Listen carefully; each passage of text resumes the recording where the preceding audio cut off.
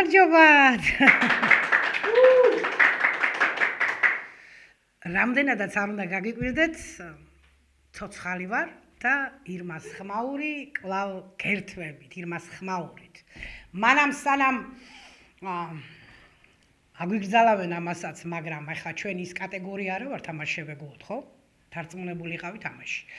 მოკლედ ჩვენ ვართ სტუდია ანტიბიოტიკი, გვიყურეთ, გამოგვიწერეთ ძალიან ბევრ საინტერესო სიუჟეტებს გთავაზობთ და პრობლემებს და რაც ყველაზე მთავარია, ირმას ხმაურს უნდა უსმინოთ. განსაკუთრებით უნდა უსმინოთ ჰეითერებმა, რომ მოგდგებით და გლანძღავთ. აქცენტი რომ ჩემს გარეგნობაზე გაქვთ, იცი რომ ესე ვთქვათ, ჩემი ბრწყინვალება თვალში ხვდება, თავარია მე რას ვსაუბრობ, რას. იმას მოусმინეთ დალოცვილებო და მერე გარჩეთ ტერი და მოყვარე. ამას გთხოვთ. უკვე გაგვლახეს. უკვე მოგწამლეს. უკვე დაგვიჭირეს. უკვე დაგვაჯარიმეს, გაგვაუქმეს. ცივილიზაციის კარები ამოგვიქოლეს და ახლა გვიპირებენ ჩავყარონ ჭურში და მოგვიგოზონ თავი. მოგოზილი ვნახე მაგენი აც და მარადის და უკუნითი უკუნისამდე. იმპერიამბები ხდება ჩვენს ქვეყანაში, ქოცების ცისქვეშეთში. მაგრამ გახსოვდეთ რომ არაფერი მარადიული არ არის ცისქვეშეთში, მაგრამ მოკლედ ეხლა ისეთი დარდუბალაა ჩვენს ქვეყანაში, საიდან დავიწყო არ ვიცი, მაგრამ რამდენიმე მნიშვნელოვან თემაზე ვიხმაურებ ჩემებურად, გურულად და ისე როგორც მე მჩვევია. ხა მოგწონთ თუ არ მოგწონთ, არ მაინტერესებს. შარშან ნოემბერ-დეკემბერში და საერთოდ ნოემბერ-დეკემბერში ძალიან ცივა იცით, როდესაც ჩვენ გავაპროტესტეთ და ვინ გამოგვიყვანა ქუჩაში, კობახიძე.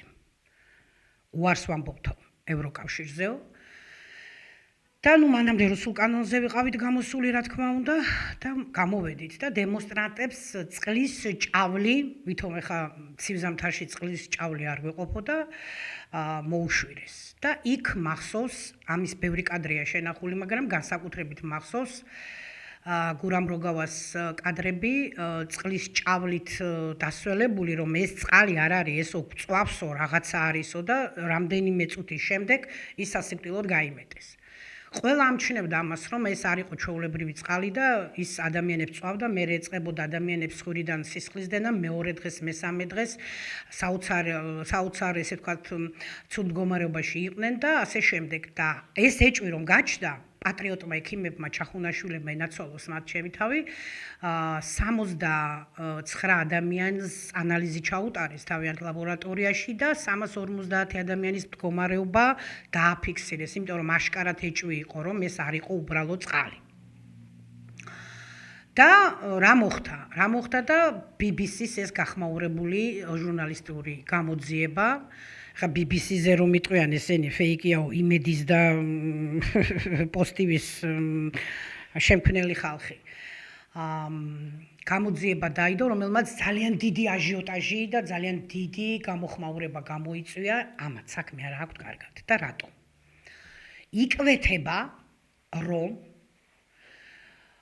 ქოცებმა საკუთარი მოქალაქეები მერე რა რომ პროტესტი იყო, ქიმიური იარაღით მოგწამლეს. რაც საერთაშორისო კონვენციითაც აკრძალულია. ეხლა იმდენმა ექსპერტმა დადო ამაზე ანალიზი, მე რა თქმა უნდა ამას ხელახლა არ გავიმეორებ, მე უბრალოდ მინდა აი თქვენ ამათ მადიდებელთ, ქოცმადიდებელთ გითხრათ, რომ გაგწირეს და აგრძალული იარაღი გამოიყენეს. იქ კამიტი იყო თუ ციანიდი იყო, პირველი მსოფლიო ომის დროს გამოიყენეს პირველად და წარმოიდგინეთ თქვენ, ისეთი ქიმიური იარაღი აქვს ჩვენაერთები გამოყენებული, რომელიც რუსეთს, პუტინსაც კი არ გამოუყენებია უკრაინის წინააღმდეგ. აი ამაშია საქმე.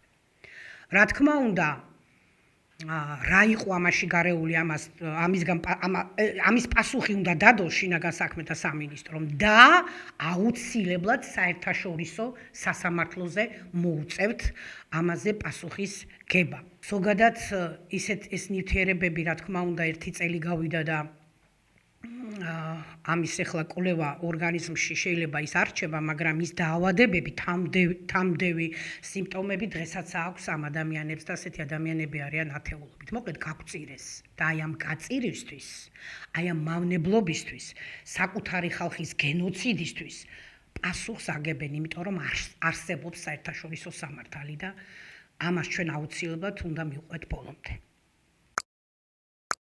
ეხლა რაც შეეხება ეგრეთ წოდებული განათლების რეფორმა. მინდა გითხრათ, რომ საკმაოდ საშიში ტენდენციისკენ მივდივართ და ერთადერთი მიზანი, რაც გააჩნია, რა მიზანიც აქვს და რა შედეგიც უნდა რეჟიმმა მიიღოს, არის ის, რომ აკონტროლოს ეს სფერო და ყველა სფერო, ჩვეშულებს წაართვას არჩევანის უფლება, შეავიწროს და დაშალოს დემოკრატიის ცენტრები, ანუ კერძო სახელმწიფო უნივერსიტეტები, რადგან ისინი პროტესტის ბუდეთ მიაჩნია და რაც ყველაზე მთავარია, ეს რეფორმა დაარტყამს მხოლოდ ღარიბებს, მდიდრები მდიდრებად რჩებიან და რაც ყველაზე მნიშვნელოვანია, სურთ მიიღონ მორჩილი ჯოგი და არ იყოს ქვეყანაში განათლებული მოაზროვნე საზოგადოება. როდესაც ჩვენ ვამბობთ, რომ აი ეს კანონები არის რუსული, რასაც ბოლო 2 წელია გამალებით ღებულობს ოცნება, თქვენ არ გჯერათ ეს. ეხლა მე 2 წუთს თუ დამითმობთ, უცებ ჩამოგიგარგალებთ,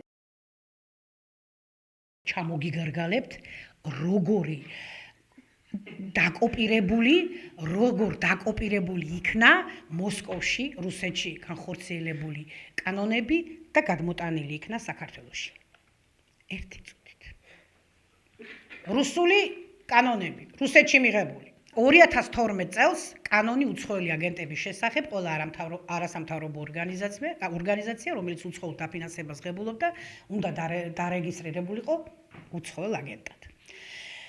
კანონი უცხოელი აგენტების შესახებ 2019 წელი. კანონი არასასურველი ორგანიზაციების შესახებ 2021 წელი. კანონი რელიგიური გზნობების შეურაცხყოფის შესახებ 2015 წელი. ერთადერთი სასამართლოს გადაწყვეტილების გარეშე დახურვის შესახებ 2013 წელი. კანონი საპროტესტო აქციების ხანგრძლივად და განმეორებითი გამართვის აკრძალვის შესახებ 2012 წელი. კანონი ცილის წამების შესახებ, კანონი ქუჩის გადაკეტვის შესახებ 2019 წელი, რუსეთში. კანონი იმ პირთათვის არჩევნებში მონაწილეობის აკრძალვის შესახებ, თუ ისინი გასამართლებული არიან, და პირგავს ქართულ კოცურ კანონებს ატყობთ, აკვდება.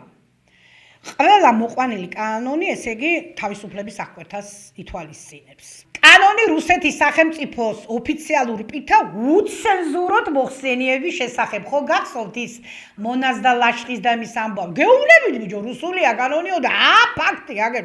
მოკლედ ამ კანონთა ნუსხა არის 50, გამზადებული აგერ მოსკოვში, კაიში, ეგრეთ წოდებული ჭყალებში შპარგალკაა და გადმოაქვენ. ოღონდ იქ რუსეთში დაიწყენ 2013-ში და დაასრულენ 2023-ში. ანუ 10 წელი, 12 წელი დაშირდა და ახლა 2 წელიწადში, და ჩვენ ხომ ყოჩაღები ვართ კაცო ქართველები, ყველაფერი სული სამოხთენაზე გვაქვს. მიხდით ახლა?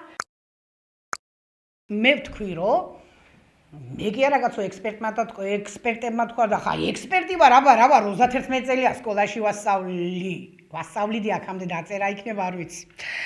ესე იგი, თემა არის ის, რომ აი მე-12 კლასის გაუქმება. მე-12 კლასის გაუქმება. ქოცო მასწავლებლებო, ხელფასი კაპუტ.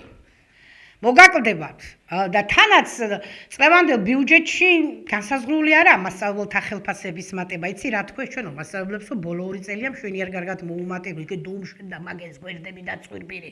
პარალელურად ისეთი სიძვირია. ხო და მოუმატეთო და მოკეთ ხელფასების მატება არ არის. პირიქით ეხლა მოგვაკლდება მომავალი წლიდან და რაც ყველაზე მთავარია, საარჩევნო წელი აღარაა. და ვიღარ სჭირდება მასწავლებლები, ზედაც მოხუჩებული, ზედაც მოდუნებული, ზედაც ნებიერი, ზედაც მორჩილი და ასე შემდეგ. მე-12 კლასის გაუქმებით ჩვენ შვილებს ერთმევ ასე შესაძლებლობა ბოლონიის პროცესში ჩართვის, ანუ ცივილურ სამყაროსგან ხო გვიკეტავენ ყველაფერს. ხოლო რაც შეეხება მდიდრებს, მდიდრების შვილები კერძო სკოლებში დაასრულებენ 12 კლასს. ასევე მდიდრები ისწავლიან იმ უნივერსიტეტებში, შიგნითაც და გარეთაც, ქვეყნის გარეთაც, სადაც უნდათ და კაი სამსახურსაც იშოვიან. და ეს რეფორმა ურტყამს მხოლოდ და მხოლოდ ხარიბებს და იმ ადამიანებს, აფერ წელებზე იდგამთ ფეხს შვილები რომ მოამზადოთ, შვილებს რომ ასწავლოთ და როგორ უხაროდა ჩვენ ბავშვებს რომ აი კარგად მეცადინეობდნენ, მაღალი ქულები რომ მიეღოთ და ხან 30%-იანი საგრანტო დაფინანსება იყო, 50%-იანი, 100%-იანი და რამხელა შეღავათი იყო ეს თქვენთვისაც და როგორ გვიხაროდა ჩვენც. მოკლედ საგრანტო დაფინანსება არის შეწყვეტილი. მხოლოდო ჩვენ რომ მიგითითებთო ჩვენო, იმ სახელმწიფო უნივერსიტეტებში ისწავლეთო, როგორც ჩვენ მიგითითებთ, ისევ არჩევანის უფლება ჩამორთმეულია, თავისუფლების უფლება ჩამორთმეულია და როგორც გითხარით, რეჟიმის აქ ამფერი ზნეი, მაგენი ზნეი მეისპო, აკონტროლოს ყველაფერი. პატარა ინფორმაციას მოგაწვით კიდევ ერთხელ. აბიტურიენტებს, რომელიც ცხოვრობს რომელიმე ქალაქში, არ შეეძლება აირჩიოს, რომელ სახელმწიფო უნივერსიტეტში ისწავლის იმავე ქალაქში რაიმე სპეციალობის დასაუფლებლად. მან აუცილებლად უნდა ჩააბაროს ქალაქის ერთ ხელისუფლების მიერ განსაზღვრულ სახელმწიფო უნივერსიტეტში. მაგალითად, თუ თბილისში მაცხოვრებელ სტუდენტს სურს გახდეს იურისტი, მან აუცილებლად უნდა ისწავლოს თესეუში, სხვაგან თბილისში ვერ ისწავლის სამართალს. მეორე, აბიტურიენტს თუ სურს სწავლა გააგრძელოს კერძო უნივერსიტეტში, მისაღები გამოცდების უმაღლეს დონეზე ჩაბარების შემთხვევაშიც კი სახელმწიფო არაფრით დაეხმარება და გრანტს ვერ მიიღებს. ვის ურტყამს, ვის ჯიბეს, ღარიბების.